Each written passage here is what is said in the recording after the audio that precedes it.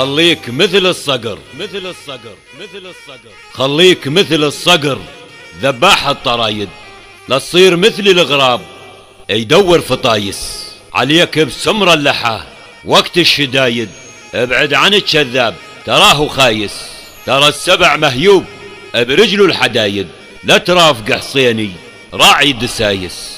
اجناد الفشق يحميك ولو فوايد، مو مثل ضرب الفشق بزفت العرايس. ان كن الصاحب حق اطلب شرايد، من ضاع حقه سكت يلبس حوايس. ان عاشرت اهل الحكم واهل القصايد، تسمع ترى وتشوف عدهم درايس. خلك كتوم السر او خلك محايد، بين الاخوان انفتت خليك سايس. بالتالي كل انسان لفعاله عايد، يظل ابو الفعل الزين على الكل سايد، ويظل ابو الفعل الشين مثل الوسايد.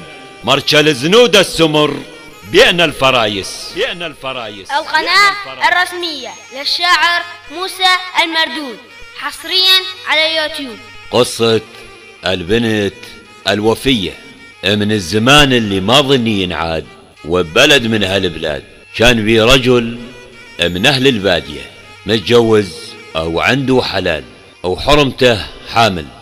بيوم من الأيام والدنيا برد أو عجاج ومطر وغيم، جاب الحلال وجعل بيت وحالته حاله، أو قام على حرمته أو ضربها أو قام يحكي عليها.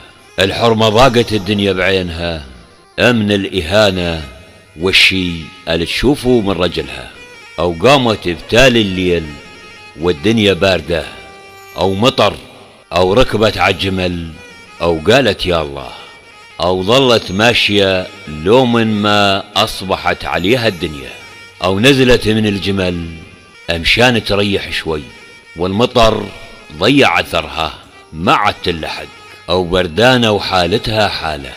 ظلت شوي قاعدة أو حست بالمغص وخلفت، أو صار لها بنية صار معاها نزيف أو ما بي حدا حواليها. شالت البنية أو قامت تمشي بتالي روح، لو من ما مثل السراب راكبله على جمل. شاف المرة نزل من الجمل وجاي يركض عليها، تدخلت عليه وقالت له يا خويا اني صفيت بتالي روح، الله بعثك لي وخلاك تلقاني، انطيك هالبنية امانة وان شاء الله ما تفرط بيها تحميها وترعاها. سألها زلمة منين انتي؟ من هي عرب. ردت عليه وقالت له البنية امانة برقبتك وامانة تسميها شيمة. الحرمة ماتت والرجل ظل بالحيرة، ما يعرفها من أي عرب أو من أي ديرة. قام وحفر لها قبر ودماها، خذ البنية معاه ومشى. ظل ماشي لو من ما لقى له بيت خلاوي، صاح على أهل البيت طلعت عليه حرمة أو قالت له يا هلا بضيف أرحمان. سلم عليها وفات، أو قال لها هالبنية حالتها حالة، إذا تقدرين تسقينها شي. قالت له انطينا البنية. خذت البنية وابعدت عن الرجل أو قامت ترضعها. دحج الرجل شاف وليد صغير ممدد ونايم مغطيته أمه، قال الحمد لله الحرمة عدها ولد. قام الرجل حيله أو قال لها يا بنت الكرام البنية أخليها أمانة عندك، شو تقولين؟ فرحت الحرمة على البنية وخذت كشمة من قلبها. قالت له ابشر الأمانة بالحفظ والصون، بس ايمت تجي؟ تفكر الرجل أبو البنية. قال لها إن شاء الله ما طول عليك، 4-5 أيام وجيك. قاموا شال ليرات ذهب وقال لها هذن مني لك يا خيه. قالت له لا بالله ما أخذهن. قال لها لا بالله تأخذينهن من أخ الأخت ولا تخجليني، والبنية تراها عندك أمانة واسمها شيمة. قالت له ابشر ما يجيها أثقل من هدومها، ولا الحزل بنية بنت يوم. رجل المرأة راح على أهلها أو قالوا له ما جتنا، أو قاموا يدورون عليها أو ضيعوا مثرها. الرجل لقى المرأة والبنية وأمنها، راح قضى شغله أو رجع. وقال مر على أهلي أحكي لهم قصة البنية، إذا قالوا لي جيبها أجيبها، وإذا قالوا لي لا أظل كل فترة من الزمن أروح أطلع عليها وتطمن عليها.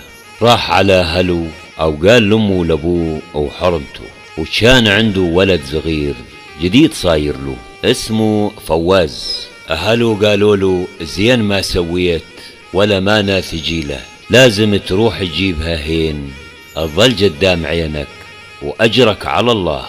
قال لهم زين، أني تعبان من الصبح سروة أروح أجيبها وجي. حط راسه ونام زلمه وما قال لأهله بأي مكان مودع البنية. من الصبح قعد سروة ركب جمله أو قضب الدرب، والمسافة بعيدة شوي. لو من ما صارت الدنيا ظهر نزل من الجمل أو قال أريح لي شوي، أو نخ الجمل أو رشى راسه بالفي قال غفيل شوية بعدين أقوم أكمل دربي.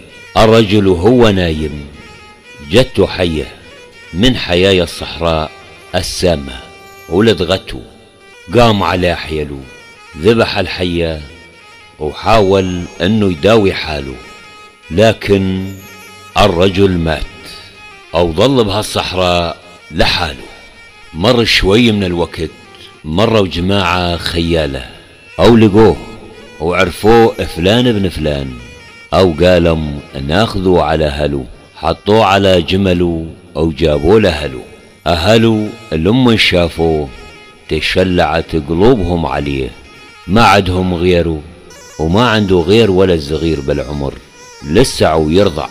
مرنا 4-5 أيام صواب أهله برد شوي، وقاموا يقولون علوانه بس قايلنا عد منو مخلي البنية الصغيرة شيمة، كان رحنا جبناها أو أمانته كان حافظنا عليها، خلاها حسرة بقلبنا ما قالنا على المكان. البنية الشيمة ظلت عند الجماعة أو قاموا يربونها ويدارونها، كانت حالتهم عدم. من يوم جتهم هالبنية تبدلت الأحوال وزاد عندهم الحلال والمال، أو صاروا يقولون احنا ما حد قدنا من كثر مالهم. قامت تمشي السنين أو صار عمر البنية 20، والبنية تشتغل بالبيت عندهم وصاحية، والرجل راعى البيت علمها على الصلاة أو على أمور الدين. بيوم من الأيام قاعدين هي والحرمة رضعتها أو قالت لها تعالي اقعدي تقول لك تراني ماني أمك الحقيقية، أني ربيتك، جابك رجل أو حطك عندي أمانة، أبوك أو راح وما رجع. الدنيا كانت بعين شمة مثل النور والشمس، صارت مثل سواد الليل عتمة بعيونها. الولد أخوها بالحليب يسمع واسمه ماجد. قام الشيطان يلعب براسه بعد ما عرف أنها مو أخته الحقيقية، قام يتحرش بيها ويمازحها. حست شيمة أنه نيته عاطلة، قالت للحرمة ماجد قاعد يمزح معاي مزح مو زين. قالت لها ماجد أخوك ويعزك، أنت قاعد توهمين. شيمة صاحية وتعرف، قام النوب يتمادى معاها. قالت لأبوه ماجد هيك يسولفني ويمزح معاي. قال لها انت توهمين ماجد ابني واني مربيه، شيلي هالافكار من راسك. اسكتت شيمة وقالت اصبر. بيوم من الايام وهي تروح عالجمل تجيب لهم المي من الدحل، والمسافة بعيدة شوي. مشت شيمة وحطت بعينها الهزيمة أو قالت ما عاد أرد عليهم، ما زال عيلوني وابنهم نيته عاطلة. أو ظلت ماشية شيمة أو ما تحترف وراها، لو من غابت عليهم الشمس أو ما جت شيمة واحتاروا بمرها. قام الرجل ركب ذلوله أو قام يدور عليها أو ما لقى لها أثر. أو مرن كم يوم وإن الجمل جايهم لحاله. عرفوا ساعتها أنه شيمة انهزمت أو ما عاد تجيهم بنوب. شيمة مرن عليها 3 أيام شافت بيهن الشيء ما ينشاف من الخوف والرعب، أو كانت ماخذة معها زوادة. أو بالنهار الرابع قبل ما تغيب الشمس شافت بيت لحاله على حد الشوف، أو تقبلت عليه أو قالت يا الله. لو من وصلت على البيت لقت عاجوز، سلمت على العاجوز أو قالت لها يا عمه أني ضايعة. قامت العاجوز قالت لها يا حي الله يا بنتي تفضلي. كان تقوم العاجوز تجيب لها من المي والزاد. لو من ما غابت الشمس جاء ابن العاجوز أو قال لأمه يا يما من الحرمة هذه؟ قالت له يا وليدي تقول ضايعة. قام الولد قال يما اسأليها عن أهلها وعربها أمشان باكر من الصبح أوديها عليهم. قامت العاجوز قالت لها من هي عرب يا الحبيبة أمشان ابني يساعدك ويوديك على أهلك.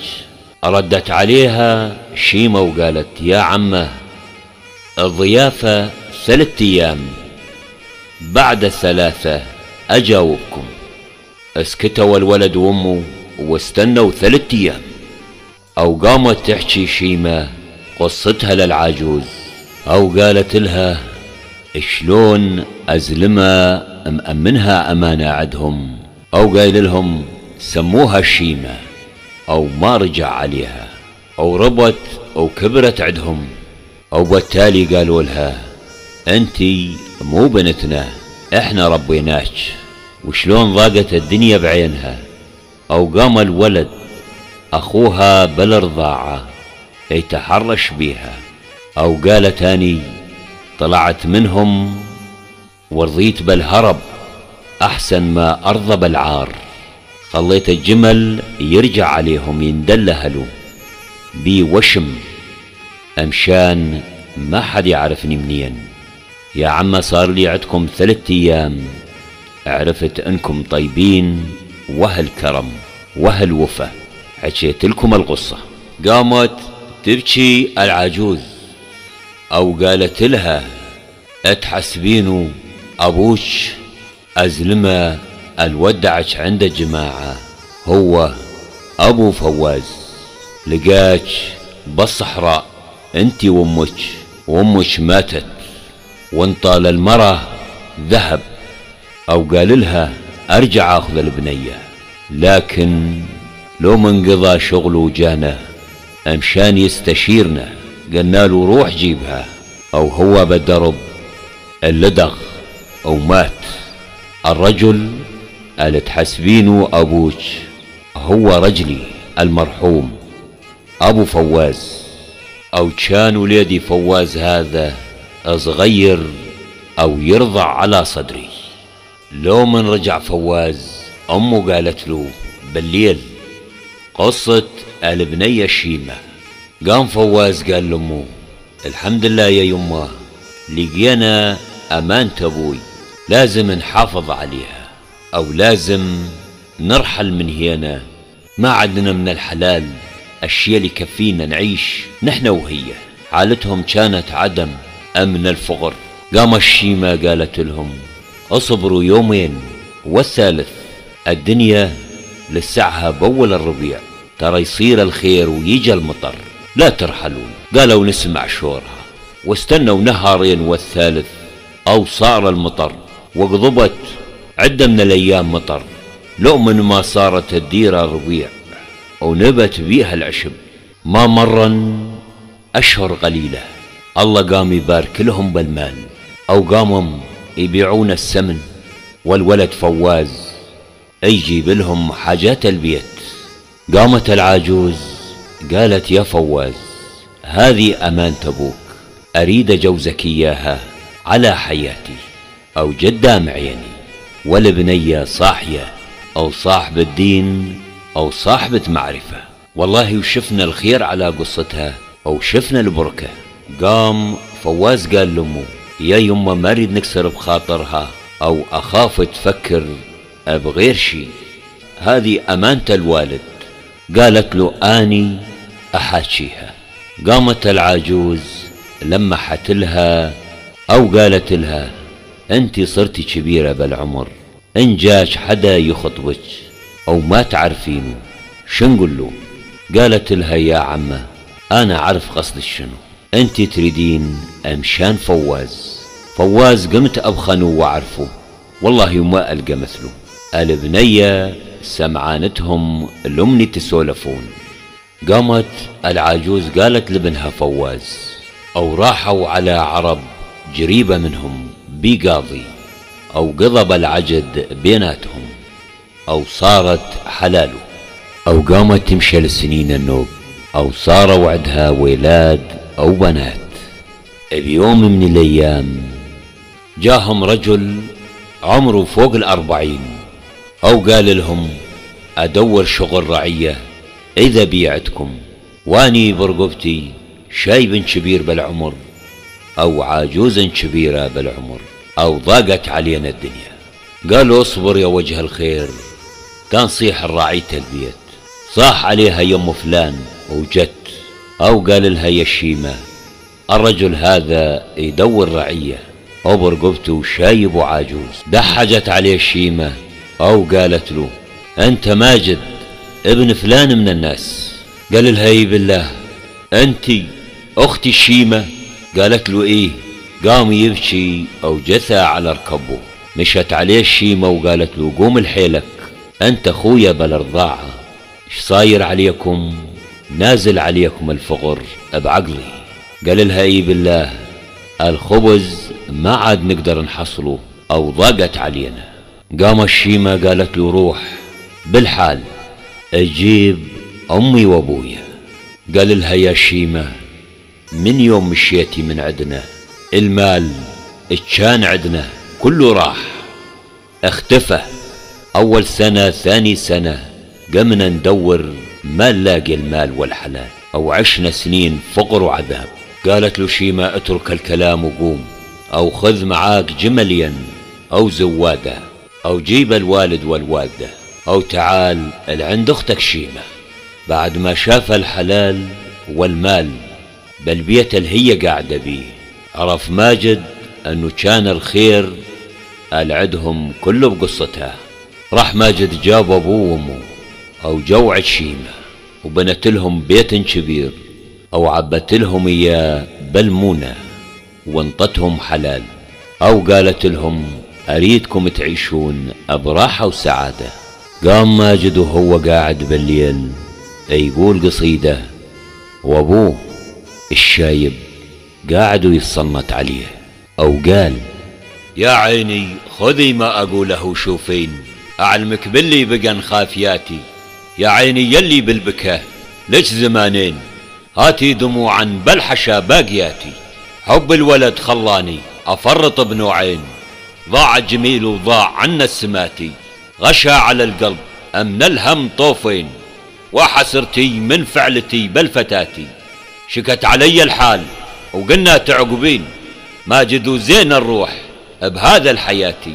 أثريا يا الجواد هيس الرديين، اللي كسر وجهي بهذا السواتي. نشمية ما لها جنيس بلد نيين، متبجحة في لذتي والغناتي. يوم انها راحت همومي تصالين، او جميع ما عندي سحبا للهفاتي. يا شيمة يم الزين وانتي بك الزين، ابا السموحة ما بدر من فواتي. هما على قلبي واشوفه مردين، واعفي عن اللي فات قبل المماتي. ليه جينا عند الله وجن الموازين، ابا الكفاف اللي معي راجحاتي. ما لي عذر والله دين ورا دين، العفو يا شيمة عنا الفايتاتي. قصرت بالواجب او لا عادم الدين، والعذر ما يقبل من اهل الغناتي. زودتي المعروف وقمتي على الزين، ونسيت فعول اللي فعل بايخاتي. ما هو كفو كسر وجهين الابوين، اسبابها اللي ضيعت لي حياتي. قام ابو ماجد يبكي أو شال قلبه حزن لو من سمع حكي وليد وندمان، والقهر والحزن كاسر ظهره. ثاني يوم راح على شيمة وقعد عدها أو سمعها القصيدة. ردت عليه شيمة وقالت له: يا الوالد، أو حقك علي كبير، واسمع وش تقول شيمة. يا أبوي لا يكربك شي مضى وين، لك الجميل اللي مضى وفايتاتي، منسى جميل فات وبي أوفي الدين، والحق يا أبو ماجد وياتي، وشلون بنساها أو هي اللي تعاجين، وأيضا تعلمني شروط الصلاة، وانا هربت وخفت من وقعة الشين، سن السفاه يضيع الواجبات، وافعالي يلي مستجدات هالحين، ما هي جزا لافعالك السابقاتي. الشكر لله ثم شكر للوالدين، ولاني من اللي ينكر الطيبات. لا شك انا حرمة ولا لي جناحين، او قلبي عليكم يصطفق يا شفاتي، او لا شكيت الحال للي مني حين، والله فلا عمره لفظ مع لهاتي، او هو كلام الراح مثل السباحين، ولا حلو من ما لها انجدياتي، واللي عطيتك من طويل الذراعين، فواز وامرني بزود الهباتي، فواز هو اللي حط بيدي ويعطين، انا وعيالي والحلال ارهناتي. قام الشايب من عدها والفكر مرتاح، او راح على ابنه او قال لابنه: سمعت قصيدتك الشيمة اختك، او ردت عليك بهذه القصيدة ومسامحتك. ومرن عليهم كم نهار او نزل عندهم شايب، لو من سمع انهم يعطون المستفرد مع ولدين وبنت وامهم، قال: هذا انا ترى فقير، لا تلوموني مع اولادي، او لي حلال، لكن حلالي ذبح الجوع والجرب والدهر، او لا بقى معي شي. قالوا: فواز اذا صار بعد الغروب تجي تعشي عدنا، وان شاء الله رب العالمين يسهل امورك. صارت الدنيا مغرب او حضر عندهم الشايب، او قال فواز: امني عشيرة يا وجه الخير. قال: انا من العشيرة الفلانية. او كان الشيمة تسمع كلامه وهي ورا رفة البيت، فز قلبها لو من عرفت انه من نفس عشيرتها، او مثل زوجها فواز، او قالت له: قول لهذا الشايب يقص علينا حياته. شيمة كل السنين الراحن ومرن ظلت تدور وتسأل عن حرمة طالعة من عربها، لو من ما عرفت عشيرة امها او عرفت العشيرة كانت قاعدة بيها، عرفت انهم اهلها الحقيقيين او ظلت ساكتة. قام الشايب قال: انا كنت اول حياتي غني، او عندي حلال او عندي حرمة. لو من قال عندي حرمة بكى وقهد الشايب. قالوا: فواز علامك يا عم بكيت؟ قال الشايب: ابكاني طاريها، اني لمن تزوجت اول وحدة كانت حرمة طيبة او جميلة وصاحية او صاحب الدين، او كانت حامل وبآخر حملها، او جيت يوم على البيت زعلان ومكدر الخاطر، او لعب بعقل الشيطان، او ضربتها وهنتها، وبليلة باردة او بيها ريح ومطر عافت البيت او مشت او هي حامل، وانا حسبها حوالي البيت او حول الجيران او عد حدا حولنا بهالعرب. لو من صارت الدنيا صبح قلت لحالي ما لها مراويح، واشوفها ما رجعت على البيت. رحت مع الرعيان قلت بلشي ترجع لحالها، لكن ما رجعت. دورت عليها 5 أيام او ما لقيت لها لا ذكر ولا خبر. او بعد 5 أشهر وانا ادور عليها لقيت قبر بالصحراء، قمت وحفرت القبر او ظليت انبش بيه. لو من ما وصلت على اللي بقلب القبر شفت توالي هدومها، رجعت دميت القبر وعرفتها هي. واني من ذاك اليوم وظهري مكسور وعيوني ما تبطل الدمع كل ما يجي طاريها، لكن الندم ما ينفع، الفات مات. شيمة قاعدة وتسمع حكي الشايب. قامت قالت له انت فلان ابن فلان. قال لها اي يا الحبيبة اني فلان ابن فلان. قامت على طولها شيمة او قالت له ما زال انت فلان، انت ابويا انت ابويا انت ابويا انت ابويا. او قامت تحكي قصتها من اولها للاخر، او قالت ابشر يا يابا يوم الله جابك عندي. من الصبح قامت وعمرت له بيت شيمة وملت ولوه بالارزاق. سبحان الذي جمعهم بعد الفرقة. هذه قصة البنية الوفية. تحية لكل متابعينا الكرام، لكم سلام من أخوكم موسى المردود. السلام عليكم أو رحمة الله وبركاته. خليك مثل الصقر مثل الصقر مثل الصقر، خليك مثل الصقر ذباح الطرايد، لا تصير مثل الغراب يدور فطايس. عليك بسمر اللحى وقت الشدايد، ابعد عن الكذاب تراه خايس.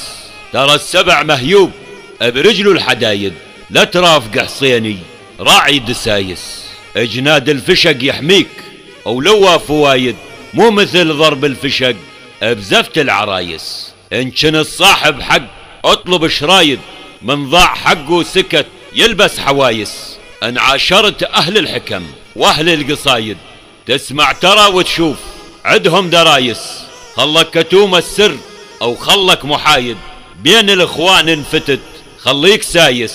بالتالي كل انسان لفعاله عايد، يظل ابو الفعل الزين على الكل سايد، ويظل ابو الفعل الشين مثل الوسايد.